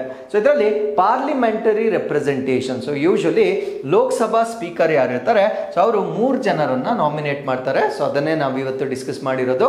ಸೊ ಓಂ ಬಿರ್ಲಾ ಅವರು 3 ಜನರನ್ನ ನಾಮನಿರ್ದೇಶನ ಅಥವಾ ಶಿಫಾರಸನ್ನ ಮಾಡಿರ್ತಾರೆ. ಸೊ ರಾಜ್ಯಸಭಾ ಚೇರ್ಮನ್ ನಾಮಿನೇಟ್ಸ್ 2 ಮೆಂಬರ್ಸ್, ಅಂದ್ರೆ ರಾಜ್ಯಸಭೆಯ ಅಧ್ಯಕ್ಷರು 2 ಸದಸ್ಯರನ್ನ ನಾಮನಿರ್ದೇಶನ ಮಾಡ್ತಕ್ಕಂಥದ್ದು ಪದ್ಧತಿ ಆಗಿರುತ್ತೆ. ಸೊ ಈಗ ನಮ್ಮ ಪಾರ್ಲಿಮೆಂಟ್ ಇಂದ ಯಾರು ರೆಪ್ರೆಸೆಂಟ್ ಮಾಡ್ತಾರೆ ಅಂತ ಗೊತ್ತಾಯ್ತು. ಅದರ ಜೊತೆಗೆ ಮೀಡಿಯಾ ಮತ್ತು ಜರ್ನಲಿಸಂ ರೆಪ್ರೆಸೆಂಟೇಟಿವ್ಸ್ ಇರಬೇಕು. ಯಾಕಂದ್ರೆ ಇದು ಮೇನ್ ಬರ್ತಕ್ಕಂಥದ್ದೇ ಮಾಧ್ಯಮಕ್ಕೆ ಸಂಬಂಧಪಟ್ಟಂತೆ ಮಾಧ್ಯಮ ಮತ್ತು ಪತ್ರಿಕೋದ್ಯಮದ ಪ್ರತಿನಿಧಿಗಳನ್ನ ಯಾರು ರೆಪ್ರೆಸೆಂಟ್ ಮಾಡ್ತಾರೆ ಅಂದ್ರೆ 13 ಮೆಂಬರ್ಸ್ ರೆಪ್ರೆಸೆಂಟಿಂಗ್ ವರ್ಕಿಂಗ್ ಜರ್ನಲಿಸ್ಟ್, ಅಂದ್ರೆ 13 ಸದಸ್ಯರು ಕಾರ್ಯನಿರತ ಪತ್ರಕರ್ತರನ್ನ ಪ್ರತಿನಿಧಿಸ್ತಾರೆ. 6 ಎಡಿಟರ್ಸ್ ಆಫ್ ನ್ಯೂಸ್ ಪೇಪರ್ಸ್, ಅಂದ್ರೆ 6 ಜನ ಪತ್ರಿಕೆಯ ಸಂಪಾದಕರು ಇದರಲ್ಲಿ ರೆಪ್ರೆಸೆಂಟ್ ಮಾಡ್ತಾರೆ. 7 ಜರ್ನಲಿಸ್ಟ್ ಅದರ್ ದೆನ್ ಎಡಿಟರ್ಸ್, ಅಂದ್ರೆ ಸಂಪಾದಕರಲ್ಲದ 7 ಪತ್ರಕರ್ತರು ಈ ಒಂದು ಮಾಧ್ಯಮ ಮತ್ತು ಪತ್ರಿಕೋದ್ಯಮದ ಪ್ರತಿನಿಧಿಗಳಾಗಿ ಸೊ ಇದರಲ್ಲಿ ಪಾರ್ಟಿಸಿಪೇಟ್ ಮಾಡ್ತಕ್ಕಂಥದ್ದನ್ನ ನಾವು ನೋಡಬಹುದಾಗಿರುತ್ತೆ. ಅದಾದ್ಮೇಲೆ 6 members represent news paper owners, ಅಂದ್ರೆ 6 ಜನ ಸದಸ್ಯರು ಪತ್ರಿಕಾ ಮಾಲೀಕರನ್ನು ಪ್ರತಿನಿಧಿಸ್ತಕ್ಕಂಥ 6 ಜನರನ್ನ ಆಯ್ಕೆ ಮಾಡಲಾಗುತ್ತೆ. ಸೊ 2 ಲಾರ್ಜ್ ನ್ಯೂಸ್ ಪೇಪರ್ಸ್, ಅಂದ್ರೆ ದೊಡ್ಡ ಪತ್ರಿಕೆಗಳಿಂದ 2 ಮೀಡಿಯಂ ನ್ಯೂಸ್ ಪೇಪರ್ ಮಧ್ಯಮ ಪತ್ರಿಕೆಗಳಿಂದ, 2 ಸ್ಮಾಲ್ ನ್ಯೂಸ್ ಪೇಪರ್ ಇಂದ ಆಯ್ಕೆ ಮಾಡಲಾಗುತ್ತೆ. 1 ಮೆಂಬರ್ ರೆಪ್ರೆಸೆಂಟ್ಸ್ ನ್ಯೂಸ್ ಏಜೆನ್ಸೀಸ್, ಅಂದ್ರೆ ಒಬ್ಬ ಸದಸ್ಯರು ಈ ಒಂದು ಸುದ್ದಿ ಸಂಸ್ಥೆಗಳು ಅಥವಾ ಏಜೆನ್ಸಿಗಳನ್ನ ರೆಪ್ರೆಸೆಂಟ್ ಮಾಡ್ತಕ್ಕಂಥ ಒಬ್ಬ ಸದಸ್ಯನನ್ನ ಇಲ್ಲಿ ಆಯ್ಕೆ ಮಾಡಲಾಗುತ್ತೆ. So experts from other fields, ಅಂದ್ರೆ ಬೇರೆ ಕ್ಷೇತ್ರಗಳಿಂದ ಕೂಡ ಪರಿಣಿತರನ್ನ ಅಥವಾ ತಜ್ಞರನ್ನ ಇಲ್ಲಿ ಆಯ್ಕೆ ಮಾಡಲಾಗುತ್ತೆ. ಸೊ ಇಲ್ಲಿ UGC ಅಥವಾ ಯೂನಿವರ್ಸಿಟಿ ಗ್ರಾಂಟ್ಸ್ ಕಮಿಷನ್ ಇಂದ ಸೊ ಒಬ್ಬ ಸದಸ್ಯನನ್ನ ನೇಮಕ ಮಾಡ್ತಕ್ಕಂಥದ್ದು ಕೂಡ ಸೊ ಇಲ್ಲಿ ಪದ್ಧತಿ ಆಗಿರುತ್ತೆ. ಅದಾದ್ಮೇಲೆ ಬಾರ್ ಕೌನ್ಸಿಲ್ ಆಫ್ ಇಂಡಿಯಾದಿಂದ ಒಬ್ಬ ಸದಸ್ಯರನ್ನ ತೆಗೆದುಕೊಳ್ತಾರೆ, ಅಂದ್ರೆ ನಮ್ಮ ಭಾರತೀಯ ವಕೀಲರ ಮಂಡಳಿ ಏನಿರುತ್ತೆ ಸೊ ಇದರಿಂದ ಕೂಡ ಒಬ್ಬ ಸದಸ್ಯರನ್ನ ತೆಗೆದುಕೊಳ್ಳಲಾಗುತ್ತೆ. ಅಂಡ್ ಸಾಹಿತ್ಯ ಅಕಾಡೆಮಿಯಿಂದ ಕೂಡ ಒಬ್ಬ ಸದಸ್ಯನನ್ನ ಇಲ್ಲಿ ಆಯ್ಕೆ ಮಾಡಲಾಗುತ್ತೆ. ಅಂಡ್ ಚೇರ್ಮನ್ ಅಪಾಯಿಂಟ್ಮೆಂಟ್, ಇದರ ಅಧ್ಯಕ್ಷರನ್ನ ನೇಮಕಾತಿ ಮಾಡೋ ಪದ್ಧತಿ ಹೇಗಿರುತ್ತೆ ಅಂದ್ರೆ so retired supreme court judge ಅನ್ನ ಆಯ್ಕೆ ಮಾಡಲಾಗುತ್ತೆ. ಸೊ ಇವರನ್ನ ಅಪಾಯಿಂಟ್ ಮಾಡ್ತಕ್ಕಂಥ ಒಂದು ಜವಾಬ್ದಾರಿ ಅಥವಾ ರೆಸ್ಪಾನ್ಸಿಬಿಲಿಟಿ ಸೆಂಟ್ರಲ್ ಗವರ್ಮೆಂಟ್ ಅಥವಾ ಕೇಂದ್ರ ಸರ್ಕಾರದಿಂದ ಸೊ ಈ ಒಂದು ಕೌನ್ಸಿಲ್ಗೆ ಅಧ್ಯಕ್ಷರನ್ನ ನೇಮಕ ಮಾಡ್ತಕ್ಕಂಥದ್ದು ಪದ್ಧತಿಯಾಗಿರುತ್ತೆ. So with this let's get into question number 7. ಭಾರತದ ಕರಾವಳಿ ಉದ್ದವನ್ನು ಇತ್ತೀಚೆಗೆ ಎಷ್ಟಕ್ಕೆ ಪರಿಷ್ಕರಿಸಲಾಗಿದೆ? India's coast line length has recently been revise to. So ಇಲ್ಲಿ ನಮಗೆ ಡೌಟ್ ಬರ್ತಕ್ಕಂಥದ್ದು, ನಮ್ಮ ಭಾರತ ರಾಷ್ಟ್ರ ಯಾವುದೇ ಗಡಿ ಪ್ರದೇಶಗಳನ್ನು ವಿಸ್ತರಣೆ ಮಾಡಿಕೊಂಡಿಲ್ಲ, ಆದರೂ ಕೂಡ ನಮ್ಮ ಕೋಸ್ಟ್ ಲೈನ್ ಹೆಂಗೆ ಜಾಸ್ತಿ ಆಗಿದೆ ಅನ್ನೋದು ನಮ್ಮ ಪ್ರಶ್ನೆ ಆಗಿರುತ್ತೆ. So usually the method of measurement ಏನಿರುತ್ತೆ, ಸೊ ಅದು ಇನ್ನೂ ಕೂಡ ಇಂಪ್ರೂವ್ ಆಗಿದೆ. ಸೊ ಈಗ ಹೈ ರೆಸಲ್ಯೂಷನ್ ಮೆಷರ್ಮೆಂಟ್ ಅನ್ನ ಮಾಡಿರ್ತಾರೆ. ಸೊ ಈ ಒಂದು ಹೈ ರೆಸಲ್ಯೂಷನ್ ಮೆಷರ್ಮೆಂಟ್ ಅನ್ನ ಮಾಡಿರುವ ಕಾರಣದಿಂದ ನಮ್ಮ ಭಾರತ ದೇಶದ ಕೋಸ್ಟ್ ಲೈನ್ ಲೆಂತ್ ಏನಿರುತ್ತೆ ಅದು ಹೆಚ್ಚಾಗಿರ್ತಕ್ಕಂಥದ್ದನ್ನ ನಾವು ನೋಡ್ಬೋದಾಗಿರುತ್ತೆ. ಸೊ ಮುಂಚೆ ಅದು 7516.6 ಕಿಲೋಮೀಟರ್ ಇದ್ದಿದ್ದು ಈಗ 11,098.8 ಕಿಲೋಮೀಟರ್ಗೆ ಅದು ಇನ್ಕ್ರೀಸ್ ಆಗಿರ್ತಕ್ಕಂಥದ್ದನ್ನ ನೀವು ಗಮನಿಸಬಹುದಾಗಿರುತ್ತೆ. ಸೊ ಇದರ ಹೆಡಿಂಗ್ ಏನು ಅಂದ್ರೆ India's coast line length and without gaining new land. So ಅದನ್ನೇ ನಾನು ಮುಂಚೆನೆ ಹೇಳಿದ್ದು, ಯಾವುದೇ ಭೂ ಪ್ರದೇಶವನ್ನ ನಾವು ಆಕ್ರಮಿಸಿಕೊಳ್ಳದೆಯೇ ನಮ್ಮ ಭಾರತ ದೇಶದ ತೀರ ಪ್ರದೇಶದ ಉದ್ದ ಹೆಚ್ಚಾಗಿರ್ತಕ್ಕಂಥದ್ದನ್ನ ನಾವು ನೋಡ್ಬೋದಾಗಿರುತ್ತೆ. ಸೊ ಇದಕ್ಕೆ ಕಾರಣ ನಾನು ಆಗ್ಲೇ ಹೇಳಿದಾಗೆ, ಸೊ ಆ ಒಂದು ಮೆಷರ್ಮೆಂಟ್ ಮೆಥಡ್ ಅನ್ನ ನಾವು ಇಂಪ್ರೂವೈಸ್ ಮಾಡ್ಕೊಂಡಿರ್ತಕ್ಕಂಥದ್ದು ಈ ಒಂದು ಲೆಂತ್ ಇನ್ಕ್ರೀಸ್ ಆಗ್ಲಿಕ್ಕೆ ಕಾರಣವಾಗಿರುತ್ತೆ. ಸೊ ನಮ್ಮ ಭಾರತ ದೇಶದಲ್ಲಿ ಈ ಒಂದು ಕೋಸ್ಟಲ್ ಪ್ಲೇಸ್ ಅಲ್ಲಿ ಬರ್ತಕ್ಕಂಥ ರಾಜ್ಯಗಳು ಯಾವ್ದಾವ್ದಂದ್ರೆ, so it start from here, Gujarat ನಿಂದ ಸ್ಟಾರ್ಟ್ ಆಗುತ್ತೆ. ಗುಜರಾತ್ ಆದ್ಮೇಲೆ ಮಹಾರಾಷ್ಟ್ರ, ಮಹಾರಾಷ್ಟ್ರ ಆದ್ಮೇಲೆ ನಮ್ಮ ಕರ್ನಾಟಕ, ಇನ್ ಬಿಟ್ವೀನ್ ನಾವು ಗೋವಾವನ್ನ ನೋಡ್ಬೋದಾಗಿರುತ್ತೆ. ಅದಾದ್ಮೇಲೆ ಕೇರಳ, ಅದಾದ್ಮೇಲೆ ತಮಿಳುನಾಡು, ಆಂಧ್ರ ಪ್ರದೇಶ್ ಬರುತ್ತೆ, ಬಟ್ ತೆಲಂಗಾಣ ಬರೋದಿಲ್ಲ, ತೆಲಂಗಾಣ ಲ್ಯಾಂಡ್ ಲಾಕ್ಡ್ ಸ್ಟೇಟ್ ಆಗಿರುತ್ತೆ. ಸೊ ಅದಾದ್ಮೇಲೆ we have Odisha, we have West Bengal. So ಇವೆಲ್ಲ ಕೂಡ ತೀರ ಪ್ರದೇಶವನ್ನ ಹೊಂದಿರುತ್ತೆ. ಅದಾದ್ಮೇಲೆ ನಮ್ಮ ಕೆಲವೊಂದು ಯೂನಿಯನ್ ಟೆರಿಟರೀಸ್ ಅಥವಾ ಕೇಂದ್ರಾಡಳಿತ ಪ್ರದೇಶಗಳು ಕೂಡ ಸೊ ಈ ಒಂದು ತೀರ ಪ್ರದೇಶದ ಭಾಗಗಳಾಗಿ ನಾವು ನೋಡ್ಬೋದಾಗಿರುತ್ತೆ. ಸೊ ಇಂಡಿಯಾಸ್ ಕೋಸ್ಟ್ ಲೈನ್ ಮುಂಚೆ 7516.6 ಕಿಲೋಮೀಟರ್ ಇದ್ದಿದ್ದು ಈಗ 11,098.8 ಕಿಲೋಮೀಟರ್ಗೆ ವಿತೌಟ್ ಎನಿ ಟೆರಿಟರಿ ಎಕ್ಸ್ಪ್ಯಾನ್ಷನ್ ಅಂದ್ರೆ ಭೂಮಿಯನ್ನ ವಿಸ್ತರಣೆ ಮಾಡದೆ ಸೊ ಈ ಒಂದು ಲೆಂತ್ ಏರಿಕೆ ಆಗಿರೋದನ್ನ ನೀವು ನೋಡಬಹುದಾಗಿರುತ್ತೆ. So because the measurement techniques ಏನಿರುತ್ತೆ ಅಂದ್ರೆ ಅಳತೆ ಮಾಡ್ತಕ್ಕಂಥ ತಂತ್ರಜ್ಞಾನಗಳು ಈಗ ಉತ್ತಮಗೊಂಡಿರ್ತಕ್ಕಂಥದ್ದನ್ನ ನಾವು ನೋಡಬಹುದಾಗಿರುತ್ತೆ. ಸೊ ಪ್ರೀವಿಯಸ್ ಮೆಷರ್ಮೆಂಟ್ ಮಾಡಿರ್ತಕ್ಕಂಥದ್ದು 1970s ಅಲ್ಲಿ 1970ರ ದಶಕದಲ್ಲಿ ಲೋ ರೆಸಲ್ಯೂಷನ್ ತಂತ್ರಜ್ಞಾನವನ್ನು ಉಪಯೋಗಿಸಿಕೊಂಡು ಮೆಷರ್ ಮಾಡಿರ್ತಾರೆ. ಬಟ್ ಈಗ ಒಂದು ಲೋ ರೆಸಲ್ಯೂಷನ್ ಮಾಡಿದಾಗ ಈ ಎಸ್ಚುರೀಸ್ ನದಿ ಮುಖಗಳಾಗಿರ್ಬೋದು, ಟೈಡಲ್ ಕ್ರೀಕ್ಸ್ ಆಗಿರ್ಬೋದು, ಸ್ಯಾಂಡ್ ಬಾರ್ಸ್ ಆಗಿರ್ಬೋದು, ರಿಡ್ಜಸ್ ಆಗಿರ್ಬೋದು, ಇವೆಲ್ಲ ಕೂಡ ಮಿಸ್ ಆಗಿರುತ್ತೆ. ಸೊ ಅದರಿಂದ ವ್ಯಾಲ್ಯೂ ಬಹಳ ಕಡಿಮೆ ಬಂದಿರತಕ್ಕಂಥದ್ದನ್ನ ನಾವು ನೋಡ್ಬೋದಾಗಿರುತ್ತೆ. ಸೊ ಮೆನಿ ಐಲ್ಯಾಂಡ್ ಗ್ರೂಪ್ಸ್ ಆಗಿರ್ತಕ್ಕಂಥ ಈ ಅಂಡಮಾನ್ ಮತ್ತೆ ನಿಕೋಬಾರ್, ಲಕ್ಷದ್ವೀಪ್ ಇವೆಲ್ಲ ಕಾಂಪ್ರಹೆನ್ಸಿವ್ ಆಗಿ ಮ್ಯಾಪ್ ಆಗಿಲ್ಲ, ಅಂದ್ರೆ ಪರಿಪೂರ್ಣವಾಗಿ ಅದು ಮ್ಯಾಪ್ ಆಗದೆ ಇರುವ ಕಾರಣದಿಂದ ಸೊ ಅದರ ಲೆಂತ್ ಕಡಿಮೆ ಆಗಿರ್ತಂತಹ ನಾವು ನೋಡ್ಬೋದಾಗಿರುತ್ತೆ. ನಾವು ಈಗ 2024ರಲ್ಲಿ ಅಪ್ಡೇಟೆಡ್ ಮೆಷರ್ಮೆಂಟ್ ನವೀಕರಿಸಿದ ಒಂದು ಅಳತೆಯನ್ನ ನಾವು ನೋಡ್ಬೋದಾಗಿರುತ್ತೆ. ಸೊ ಇದನ್ನ ಮಾಡಿರ್ತಕ್ಕಂಥವ್ರು ನ್ಯಾಷನಲ್ ಹೈಡ್ರೋಗ್ರಾಫಿಕ್ಸ್ ಆಫೀಸ್ ಅಂತ ಹೇಳ್ತೇವೆ, ಅಂದ್ರೆ ರಾಷ್ಟ್ರೀಯ ಹೈಡ್ರೋಗ್ರಾಫಿಕ್ ಕಚೇರಿಯ ವತಿಯಿಂದ ಈಗ 2024ರಲ್ಲಿ ಹೊಸ ಮೆಷರ್ಮೆಂಟ್ ಅನ್ನ ಮಾಡಲಾಗಿರುತ್ತೆ. ಸರ್ವೆ ಆಫ್ ಇಂಡಿಯಾ ಇವರಿಬ್ರು ಅಂದ್ರೆ ನ್ಯಾಷನಲ್ ಹೈಡ್ರೋಗ್ರಾಫಿಕ್ ಆಫೀಸ್ ಮತ್ತೆ ಸರ್ವೆ ಆಫ್ ಇಂಡಿಯಾ ಇವೆರಡರ ಬಗ್ಗೆ ನಾನು ಮುಂದೆ ಡಿಸ್ಕಸ್ ಮಾಡ್ತೇನೆ. ಸೊ ಇವರಿಬ್ರು high resolution electronic navigation chart ಅನ್ನ ಡೆವಲಪ್ ಮಾಡಿರ್ತಾರೆ. ಸೊ ಇದರಿಂದ ಹೆಚ್ಚಿನ ಅಳತೆ ದಾಖಲಾಗಿರ್ತಕ್ಕಂಥದ್ದನ್ನ ನಾವು ಇಲ್ಲಿ ನೋಡಬಹುದಾಗಿರುತ್ತೆ. ಹಾಗಿದ್ರೆ ಸೊ ಇವ್ರು ಯೂಸ್ ಮಾಡಿರ್ತಕ್ಕಂಥ ಟೆಕ್ನಾಲಜೀಸ್ ಯಾವುದು? ಒಂದು GIS ಅಂದ್ರೆ ಜಿಯೋಗ್ರಾಫಿಕ್ ಇನ್ಫಾರ್ಮೇಶನ್ ಸಿಸ್ಟಮ್, ಸ್ಯಾಟಲೈಟ್ ಆಲ್ಟಿಮೆಟ್ರಿಯನ್ನ ಬಳಕೆ ಮಾಡಿರ್ತಾರೆ. ಲಿಡಾರ್ GPS ಅಂದ್ರೆ ಏನು ಅಂತ ನಾನು ಮುಂದೆ ಎಕ್ಸ್ಪ್ಲೇನ್ ಮಾಡ್ತೇನೆ. ಡ್ರೋನ್ ಬೇಸ್ಡ್ ಇಮೇಜಿಂಗ್ ಅನ್ನ ಪಡೆಯುವ ಮುಖಾಂತರ ಸೊ ಈ ಒಂದು ನಿಖರವಾದ ಅಳತೆಯನ್ನ ಈಗ ರಿವೈಸ್ ಮಾಡಲಾಗಿರುತ್ತೆ. ಸೊ ಮೆರಿಟೈಮ್ ಸೆಕ್ಯೂರಿಟಿ ಅಂದ್ರೆ ಇದರಿಂದ ನಮ್ಗೆ ಆಗ್ತಕ್ಕಂಥ ಇಂಪ್ಲಿಕೇಶನ್ಸ್ ಏನು, ಪರಿಣಾಮಗಳೇನು, ಅಂದರೆ ಈ ಒಂದು ಲೆಂತ್ ಹೆಚ್ಚಾಗಿದೆಯಲ್ವಾ, ಸೊ ಇದರಿಂದ ಆಗ್ತಕ್ಕಂಥ ಎಫೆಕ್ಟ್ಸ್ ಏನು ಅಂತ ನಾವಿಲ್ಲಿ ಡಿಸ್ಕಸ್ ಮಾಡೋದಾದ್ರೆ, ನಮ್ಮ ಮೆರಿಟೈಮ್ ಸೆಕ್ಯೂರಿಟಿ ಅಂದರೆ ಸಮುದ್ರದ ಭದ್ರತೆಯನ್ನು ನಾವು ಇನ್ನೂ ಹೆಚ್ಚು ಮಾಡಬೇಕಾಗಿರುತ್ತೆ. ಸಮುದ್ರ ಭದ್ರತೆಯ ಸಿಬ್ಬಂದಿಯನ್ನು ನಾವು ಹೆಚ್ಚು ಮಾಡ್ತಕ್ಕಂಥದ್ದು ಸೊ ಈಗ ಅನಿವಾರ್ಯವಾಗಿರುತ್ತೆ. ಅದ್ರ ಜೊತೆಗೆ ನಮ್ಮ EEZ ಅಂದರೆ ಎಕ್ಸ್ಕ್ಲೂಸಿವ್ ಎಕನಾಮಿಕ್ ಝೋನ್ ಅಥವಾ ವಿಶೇಷ ಆರ್ಥಿಕ ವಲಯ ಅಂತ ಹೇಳ್ತೇವೆ. ಸೊ UN ಕ್ಲಾಸ್ನ ಪ್ರಕಾರ ಬೇಸ್ ಲೈನ್ ಇಂದ 2 200 ನಾಟಿಕಲ್ ಮೈಲ್ ವರೆಗೂ ನಾವು ಅಲ್ಲಿರ್ತಕ್ಕಂಥ ಸಂಪನ್ಮೂಲಗಳನ್ನ ಬಳಸಿಕೊಳ್ಳಬಹುದಾಗಿರುತ್ತೆ. ಈಗ ನಮ್ಮ ಕೋಸ್ಟ್ ಲೈನ್ ಲೆಂತ್ ಇನ್ಕ್ರೀಸ್ ಆಗಿರೋದ್ರಿಂದ ನಮ್ಮ ಎಕ್ಸ್ಕ್ಲೂಸಿವ್ ಎಕನಾಮಿಕ್ ಝೋನ್ ಲೆಂತ್ ಕೂಡ ಜಾಸ್ತಿ ಆಗುತ್ತೆ. ಸೊ ಇದರಿಂದ ನಮ್ಮ ಭಾರತ ದೇಶಕ್ಕೆ ಬ್ಲೂ ಎಕಾನಮಿ ಅಂದ್ರೆ ನೀರಿನಿಂದ ಬರ್ತಕ್ಕಂಥ ಆರ್ಥಿಕತೆ ಏನಿರುತ್ತೆ ಸೊ ಅದು ಹೆಚ್ಚಾಗ್ತಕ್ಕಂಥ ಸಾಧ್ಯತೆಯನ್ನ ಕೂಡ ನಾವಿಲ್ಲಿ ನೋಡಬಹುದಾಗಿರುತ್ತೆ. ಅಂಡ್ ಅದ್ರ ಜೊತೆಗೆ better planning for cyclones, floods and sea level rise ಅಂದ್ರೆ ಈ ಒಂದು ಚಂಡಮಾರುತಗಳು, ಪ್ರವಾಹಗಳು, ಸಮುದ್ರ ಮಟ್ಟದ ಏರಿಕೆ ಏನಿರುತ್ತೆ ಸೊ ಇವುಗಳನ್ನೆಲ್ಲ ನಿರ್ವಹಣೆ ಮಾಡಲಿಕ್ಕೆ ಉತ್ತಮ ಯೋಜನೆಗಳನ್ನ ನಾವು ಮಾಡ್ತಕ್ಕಂಥದ್ದು ಸೊ ಈಗ ಅನಿವಾರ್ಯವಾಗಿರೋದನ್ನ ನಾವು ನೋಡಬಹುದಾಗಿರುತ್ತೆ. ಸೊ ಈಗ ಒಂದು ಸಿಸ್ಟಮ್ ಅನ್ನ ಮಾಡಿದ್ದಾರೆ. ಯಾಕಂದ್ರೆ 1970s ಅಲ್ಲಿ ಮೆಷರ್ ಮಾಡಿರ್ತಕ್ಕಂಥದ್ದನ್ನ 2024ರಲ್ಲಿ ನವೀಕರಿಸಿರುವ ಕಾರಣದಿಂದ so now the system will be every 10 years ಅಂದ್ರೆ ಪ್ರತಿ 10 ವರ್ಷಗಳಿಗೊಮ್ಮೆ ಈ ಒಂದು ತೀರ ಪ್ರದೇಶವನ್ನ ಮೆಷರ್ ಮಾಡ್ತಕ್ಕಂಥ ನಿರ್ಧಾರವನ್ನ ಕೇಂದ್ರ ಸರ್ಕಾರ ತೆಗೆದುಕೊಂಡಿರುತ್ತೆ. ಸೊ ಈ ಒಂದು ಮೆಷರ್ಮೆಂಟ್ ಅನ್ನ ಮಾಡಿರ್ತಕ್ಕಂಥ ನ್ಯಾಷನಲ್ ಹೈಡ್ರೋಗ್ರಾಫಿಕ್ ಆಫೀಸ್ ಬಗ್ಗೆ ನಾವು ಹೆಚ್ಚಿನ ಮಾಹಿತಿಯನ್ನು ತಿಳ್ಕೊಳ್ಳೋದಾದ್ರೆ ಸೊ ಮೂಲತಃ ಇದಕ್ಕೆ ಬೇರೆ ಹೆಸರಿತ್ತು. ಮುಂಚೆ ಏನಂತ ಕರೀತಾ ಇದ್ರು ಅಂದ್ರೆ ಇಂಡಿಯನ್ ನೇವಲ್ ಹೈಡ್ರೋಗ್ರಾಫಿಕ್ ಡಿಪಾರ್ಟ್ಮೆಂಟ್ ಅಂತ ಕರೀತಾ ಇದ್ರು. ಅಂದ್ರೆ ಭಾರತೀಯ ನೌಕಾಪಡೆಯ ಜಲವಿಜ್ಞಾನ ಇಲಾಖೆ ಅಂತ ಕರೀತಾ ಇದ್ರು. ಸೊ ಈ ಒಂದು ಇಲಾಖೆಯನ್ನ ಸ್ಥಾಪನೆ ಮಾಡಿರ್ತಕ್ಕಂಥದ್ದು ಅಥವಾ ಇದನ್ನ ಮರುನಾಮಕರಣ ಮಾಡಿರ್ತಕ್ಕಂಥದ್ದು 1997ರಲ್ಲಿ ಇದನ್ನ ಮರುನಾಮಕರಣ ಮಾಡಲಾಗಿರುತ್ತೆ. ಸೊ ಇದರ ಹೆಡ್ ಕ್ವಾರ್ಟರ್ಸ್ ಅನ್ನು ನಾವು ಉತ್ತರಾಖಂಡದ ಡೆಹ್ರಾಡೂನ್ ನಲ್ಲಿ ನಾವು ನೋಡಬಹುದಾಗಿರುತ್ತೆ. ಸೊ ಇದು ಮಾಡ್ತಕ್ಕಂಥ ಫಂಕ್ಷನ್ಸ್ ಏನು ಅಂತ ನಾವು ನೋಡೋದಾದ್ರೆ ಹೈಡ್ರೋಗ್ರಾಫಿಕ್ ಸರ್ವೆ ಅಂದ್ರೆ ಜಲವಿಜ್ಞಾನ ಸಮೀಕ್ಷೆಗಳನ್ನ ಮಾಡ್ತಕ್ಕಂಥದ್ದು, ನಾಟಿಕಲ್ ಚಾರ್ಟಿಂಗ್ ನಾನು ಹೇಳಿದ್ನಲ್ವಾ ಎಕ್ಸ್ಕ್ಲೂಸಿವ್ ಎಕನಾಮಿಕ್ ಝೋನ್ ಆ ಒಂದು ಮೆಜರ್ಮೆಂಟ್ ಅನ್ನ ನಾವು ನಾಟಿಕಲ್ ಮೈಲ್ಸ್ ಅಲ್ಲಿ ಮೆಷರ್ ಮಾಡೋದ್ರಿಂದ ಸೊ ಅದರ ಅಳತೆಯನ್ನ ಮಾಡ್ತಕ್ಕಂಥದ್ದು, ಅಂಡ್ ಮೆರಿಟೈಮ್ ನ್ಯಾವಿಗೇಷನ್ ಅಂದ್ರೆ ಕಡಲ ಸಂಚರಣೆ ಏನಿರುತ್ತೆ ಸೊ ಇವೆಲ್ಲವನ್ನ ಮಾಡ್ತಕ್ಕಂಥದ್ದು ಇದರ ಕಾರ್ಯಗಳಾಗಿ ನಾವು ನೋಡಬಹುದಾಗಿರುತ್ತೆ.